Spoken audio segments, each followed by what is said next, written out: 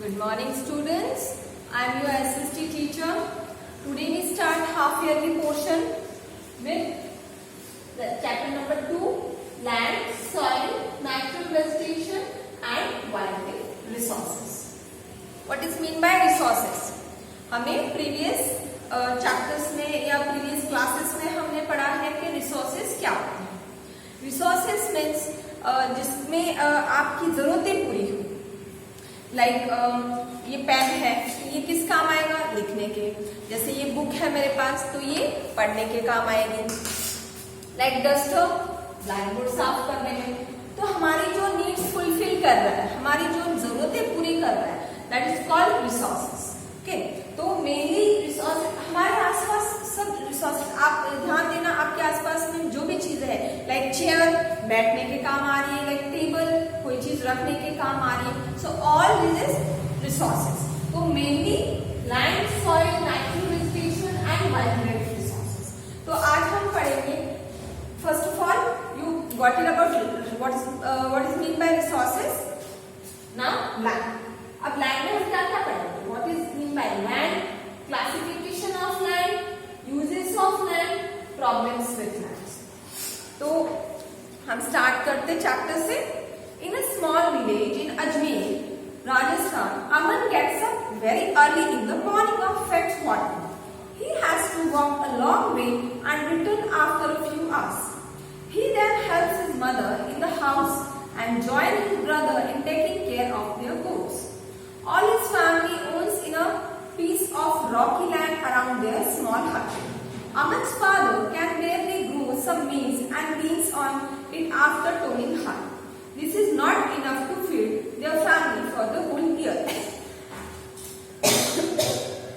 Sorry. यहाँ पे हमें क्या बता रहा है? एक अमन नाम का लड़का है जो सुबह जल्दी उठ के पानी लाने जा रहा है, जिसको बहुत टाइम लग रहा है जब वो पानी लेके आता है वहां से. फिर वो आने के बाद में अपने भाई की मदद कर रहा है, अपने मम्मी की मदद कर रहा है. जो उसके पापा गोट चराने में, उनके पास बकरियां हैं, उसके पापा है तो वो भी काम कर रहे हैं. पर इतना सारा फैमिली के हर मेंबर काम कर रहा है, पर फिर भी वो अपने फैमिली को बेसिक नीड्स जो है वो नहीं दे पा रहे, उनकी बेसिक नीड्स फुलफिल नहीं कर पा रहे हैं. अब नेक्स्ट, ये तो अमन की स्टोरी थी. अब नेक्स्ट रजत है. अब रजत की क्या स्टोरी है? Rajat lives in the heart of the sheep rain region in Rajasthan, where his family runs a wool processing factory. Every day when he returns from school, Rajat watches his uncle taking care of their ships. जब भी वो school से आता था तो वो क्या देखता था? अपने अंकल को जो उनके पास शिप है उसकी केयर करते रहे, उनकी ध्यान रखते रहे. Their ship yard is situated on a wide grassy plain with hills in the far distance. It is managed in a scientific way using the latest technology. अब बताओ, जो ये रजत की फैमिली है, उनके पास जो शिप है वो पूरी तरह से वो विद टेक्नोलॉजी से उसको ग्रो कर रहे हैं, अपने बिजनेस को आप कह सकते हो. It is manage in a scientific way. Aman and Rajat stay in two different parts of the world and lead very different lives. This difference is because of the difference in the quality of land. अब ये difference क्यों आया? अमन की तो पूरी family member काम कर रहे, तो भी वो अपनी जो बेसिक नीड्स है वो फुलफिल नहीं कर पा रहे. पर जो रजत है, रजत की फैमिली है, रजत स्कूल भी जा रहा है, रजत अपने अंकल को देख रहा है किस तरीके से वो टेक्नोलॉजी के साथ में जुड़े हुए हैं, तो वो क्यों नहीं कर पा रहे? क्योंकि difference between quality of land, soil, ये जो उनके पास रिसोर्सेज है इनमें डिफरेंस आ रहा है. जो अमन के पास है वो रॉकी लैंड है, और जो रजत के पास है वो जो हिली है, सिचुएटेड इन हिली प्लेस, तो वो चीज है. तो the availability of such resources is the main reason place differ from the each other. जगह तो सारी एक जैसी नहीं होती है, वहां पे जो रिसोर्सेज उनके पास अवेलेबल होते हैं. तो इन दोनों की, रजत एंड अमन की स्टोरी सुन के हम ये कह सकते हैं कि therefore people living in different parts of the world, कहीं पे भी वर्ल्ड में जाओ पर डिफरेंट पार्ट्स में अगर रह रहे हैं, world lead different types of life. Different type of life because of variety of resources. उनकी लाइफस्टाइल अलग अलग क्यों जाती है? लाइक हम अगर डेजर्ट में जाएंगे तो उनकी लाइफस्टाइल अलग रहती है, हम अगर अंटार्कटिका और लाइफस्टाइल अलग रहती है। जैसे हम इंडिया में रह रहे हैं तो हमारी अलग रहती है, क्योंकि अवेलेबिलिटी ऑफ रिसोर्सेज, हमारे पास किस तरह की रिसोर्सेज है।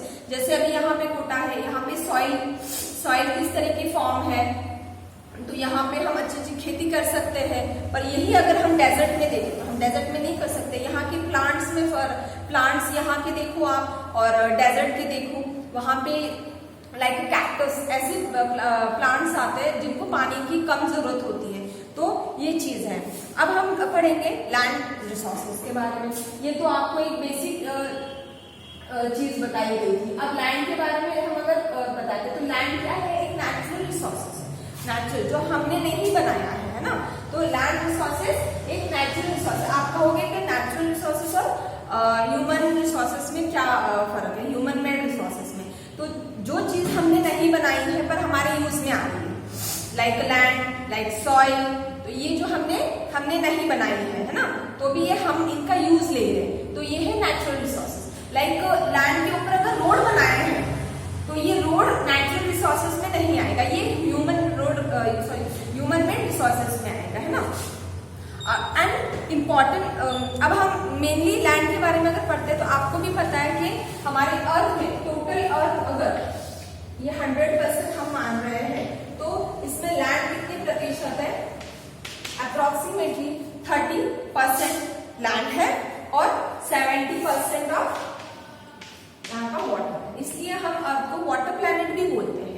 आपको एक मैं बता दूं, अगर आप गूगल पे सर्च करके देखोगे कि मून से जो हमारी अर्थ की जो पिक्चर लेते हैं, फोटो लेते हैं, तो हमें हमारी जो अर्थ है ये ब्लू दिखाई देती है। क्यों ब्लू दिखाई देती है? क्योंकि मोस्ट ऑफ द पार्ट 70% जो है वो वाटर से कवर है, सिर्फ 30% जो पार्ट है वो लैंड का है। Most part of the land is not हैबिटेटेड।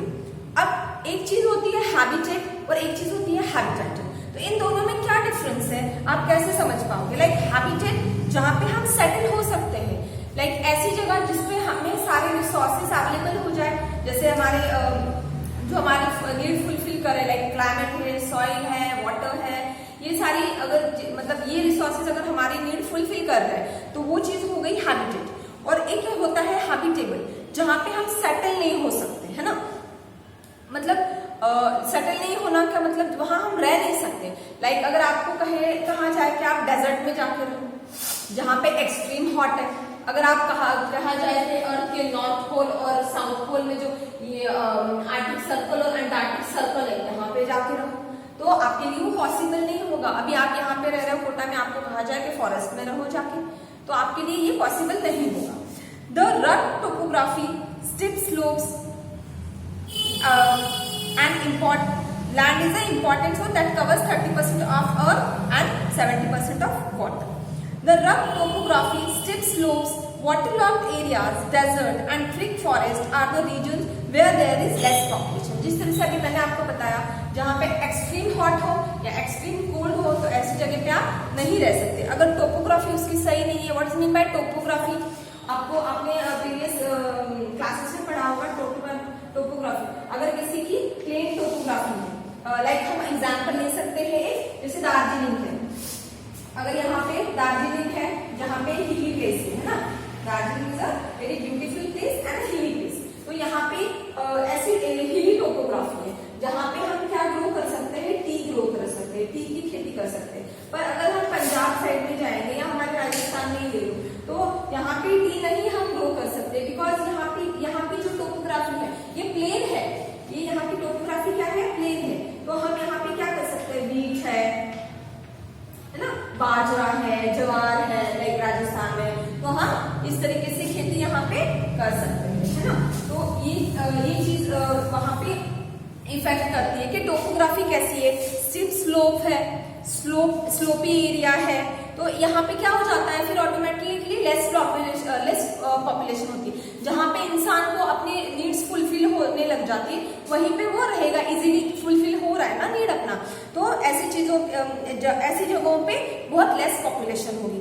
और ज्यादा कहाँ होगी, plains and river valley after suitable land for agriculture, क्योंकि अगर हम प्लेन्स पे रहते हैं, वैलीज में रहते हैं तो वहाँ की जो लैंड है वो क्या होता है, सुटेबल होता है हमारे एग्रीकल्चर के लिए, तो वहाँ पे पॉपुलेशन हमने देखा है मोस्टली ज्यादा होती है।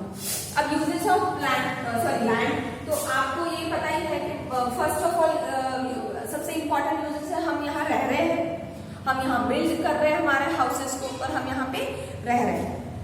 फिर फॉरेस्ट एंड एग्रीकल्चर के लिए यूज हो रहा है, फॉरेस्ट है जहाँ पे फॉरेस्ट से हमें क्या क्या चीजें मिलती है या आगे देखेंगे हम वाइल्ड लाइफ और वेजिटेशन में। नेक्स्ट है सेटिंग अप इंडस्ट्रीज, हम लैंड पे ही फॉर्म कर सकते हैं इंडस्ट्रीज वगैरह जो है वो। तो रोड्स है हमारी जो हमारे लिए इजी करती है एक प्लेस से दूसरे प्लेस जाने के लिए, तो ये चीज आप सब, ये है यूजेस ऑफ लैंड। फिर आए क्लासिफिकेशन ऑफ लैंड, हम देखेंगे कि हमने पहले ये लिया कोई बात नहीं, क्लासिफिकेशन ऑफ लैंड। तो हम लैंड को क्लासिफाई करते हैं टू पार्ट में, प्राइवेट लैंड और कम्युनिटी लैंड। तो ये कम्युनिटी लैंड और प्राइवेट लैंड में क्या फर्क है? अब आप आपके घर में रहते हो, कल आके मैं कह दूं कि मैं भी इस घर में रहूंगी, तो ये पॉसिबल है क्या? नहीं, बिकॉज वो आपका प्राइवेट लैंड है, आपका पर्सनल लैंड है, वो आपका खुद का है, खुद का खरीदा हुआ है, वो आपका खुद का है, इसीलिए वो प्राइवेट लैंड है। वहां पे और कोई आपकी परमिशन के बिना वहां पे नहीं आ सकता है। और कम्युनिटी लैंड है, लाइक प्राइवेट लैंड कहेंगे तो जिस तरीके से ये खेत है, तो ये एक फार्मर का ही है, इस पे दूसरा खेती नहीं कर सकता। और कम्युनिटी लैंड है तो बहुत सारी खेती है, जो जैसे फार्मर्स जो गरीब होते हैं तो वो क्या करते हैं, 4-5 जने मिलके एक लैंड को खरीदते हैं और फिर ये कम्युनिटी लैंड हो जाता है, इस पे किसी एक का हक नहीं बनता है। ये जो लैंड है ये कम्युनिटी लैंड है, इस पे फिर किसी एक का हक नहीं होगा। और ये जो है ये प्राइवेट लैंड है, इस पे एक का ही हक है, उसके परमिशन के बिना आप वहां पे कुछ नहीं कर सकते। फिर प्रॉब्लम्स विद लैंड, अब लैंड में प्रॉब्लम्स क्या आने लगती है? Unlimited needs but limited land. अब मुझे आप बताओगे जो 30% अप्रोक्सीमेटली जो 30% लैंड है वो 31% बनेगा क्या फ्यूचर में, या 35% बनेगा क्या? टेल मी।